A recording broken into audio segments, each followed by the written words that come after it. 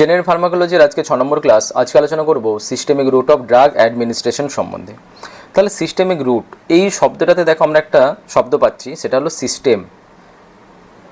তার মানে আমরা ওষুধকে এমনভাবে দেব যেটা একটা বিশেষ সিস্টেমে প্রবেশ করবে বা একটা বিশেষ তন্ত্রে। সেই সিস্টেম হচ্ছে সার্কুলেটরি সিস্টেম। তার মানে বিজ্ঞানীরা ভাবলো যে আমরা ওষুধটাকে এমন কোনভাবে দিতে পারি যার মাধ্যমে ওষুধটা রক্তে গিয়ে মিশবে। তাহলে কি হতে পারে? প্রথম কথা হতে পারে আমরা যদি ওষুধটাকে খাই, খেলে তো সেটা রক্তেই যায়, তাই না? আমরা যখন কোনো খাবার খাই সেই খাবারটা তো রক্তেই যায়, রক্তে গিয়েই মেশে। তাহলে আমরা যদি কোনো ওষুধ আবিষ্কার করে সেই ওষুধটা যদি আমরা মুখের মাধ্যমে খাই, তাহলে সেটা আলটিমেট কী হবে? সেটাও রক্তে মিশবে। কীভাবে যাবে?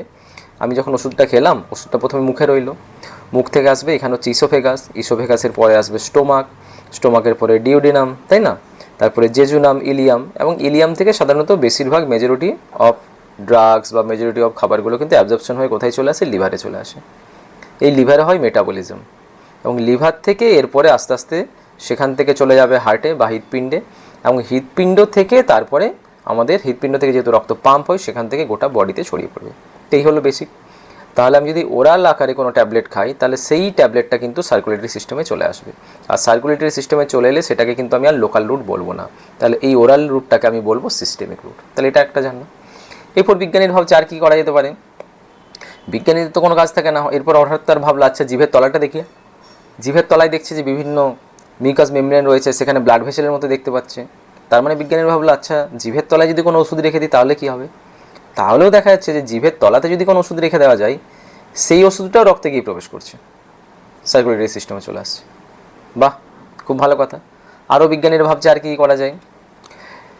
কেউ একজন আবিষ্কার করলো যে আচ্ছা যে রেকটামটা রয়েছে, যার মাধ্যমে দিয়ে আমরা আমাদের স্টুল বা মল আমরা ত্যাগ করি, সেই রেকটামের মধ্যে যদি আমরা কোনো ওষুধ রেখে দিই, সেই রেকটাম থেকেও সেটা শরীরে ছড়িয়ে পড়ে, তার মানে সার্কুলেটরি সিস্টেমে চলে আসে।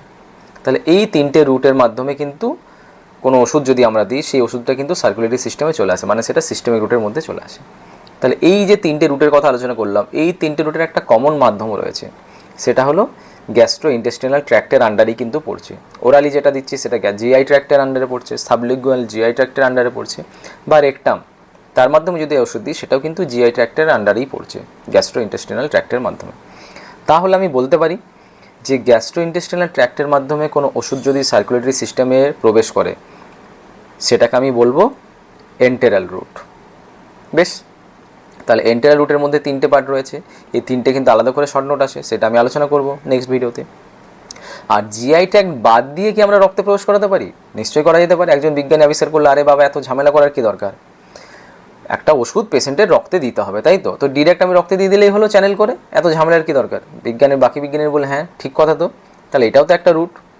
তাহলে এই রুটটার আমরা একটা নাম দিই, এই রুটের আমরা নাম দিই parenteral route. Administration other than the GI tract, মানে জিআই ট্র্যাক্ট বাদ দিয়ে আর কোন কোন রুটের মাধ্যমে আমরা ওষুধ প্রয়োগ করলে সেই ওষুধটা রক্তে গিয়ে মিশবে। তাহলে প্রথমে কি আবিষ্কার করলো বিজ্ঞানীরা? আচ্ছা ইঞ্জেকশন, চলো ডিরেক্ট আমরা শিরার মাধ্যমে ইঞ্জেকশন দিয়ে দিই। শিরার মাধ্যমে ইঞ্জেকশন দিয়ে দিলাম, শিরা থেকে রক্ত কোথায় আসে? হার্টে আসে, এবং হার্ট থেকে গোটা বডিতে ছড়িয়ে পড়ে। তাহলে ভালো কথা, ইন্ট্রাভেনাস বা আইভি ইঞ্জেকশন দিয়ে দিলাম, আমার ওষুধটা সার্কুলেটরি সিস্টেমে চলে এলো। তারপরে কোনো একজন বিজ্ঞানী ভাবলো আচ্ছা ইন্ট্রাভেনাসলি দিলে তো ওষুধটা খুব তাড়াতাড়ি রক্তে চলে যাচ্ছে, তাহলে এক কাজ করা যাক, ইন্ট্রাভেনাস না দিয়ে যদি মাসেলে দিয়ে দিই, কারণ ইন্ট্রাভেনাসে দেওয়া খুব ডিফিকাল্ট হয়ে যায়, সবাই পারেও না, ভেন খোঁজাও খুব মুশকিল, ওয়ার্ডে সবাই পারে না করতে। তাহলে এক কাজ করা যাক, মাসেলে দেওয়াটা তো খুব সহজ, মাসেলে দিলেও তো সেটা রক্তে চলে যাবে। বললো ঠিক কথা, তাহলে ইন্ট্রামাসকুলারও কিন্তু আমরা দিতে পারি। তারপর আবার বিজ্ঞানীরা ভাবলো আচ্ছা মাসেল দিচ্ছি বা ইন্ট্রাভেনে যখন আমরা ইঞ্জেকশনটা দিচ্ছি সেটা খুব তাড়াতাড়ি রক্তে চলে যাচ্ছে, কিন্তু আমরা একটা ওষুধ আবিষ্কার করেছি যে ওষুধটা খুব তাড়াতাড়ি রক্তে গেলে কিন্তু খুব ভালো কাজ করছে না, তাকে ধীরে ধীরে ধীরে ধীরে রক্তে যেতে হবে। তাহলে আবিষ্কার করলে আচ্ছা সাবকিউটেনিয়াস রুট দেওয়া যেতে পারে। এখানে যে মাসেল রয়েছে, মাসেল অবধি আমি ইঞ্জেকশনটা নিয়ে গেলাম না, তার আগে যে আমার সাবকিউটেনিয়াস ফ্যাটটা রয়েছে আমি সেখানে ইঞ্জেকশনটা দেবো।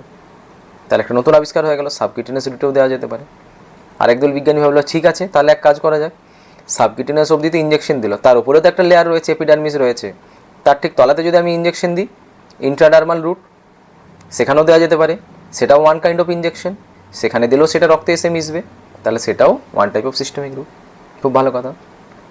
তখন কোনো একজন বিজ্ঞানীর মনে হলো যে সে যখন হোস্টেলে ছিল, সে একবার হোস্টেলে তাকে কোনো একটা বন্ধু গাঁজা বা ওই জাতীয় কিছু খাবার খাইয়ে দিয়েছিল, এবং তাকে যখন পুলিশ গ্রেপ্তার করে, পুলিশ কী করে প্রমাণ পেয়েছিল, তার যখন রক্ত পরীক্ষা করেছিল, সেই রক্ত পরীক্ষা করে প্রমাণ পেয়েছিল যে তার শরীরে গাঁজার পরিমাণ কতটা আছে না নেই, বা সে কতটা গাঁজা খেয়েছিল।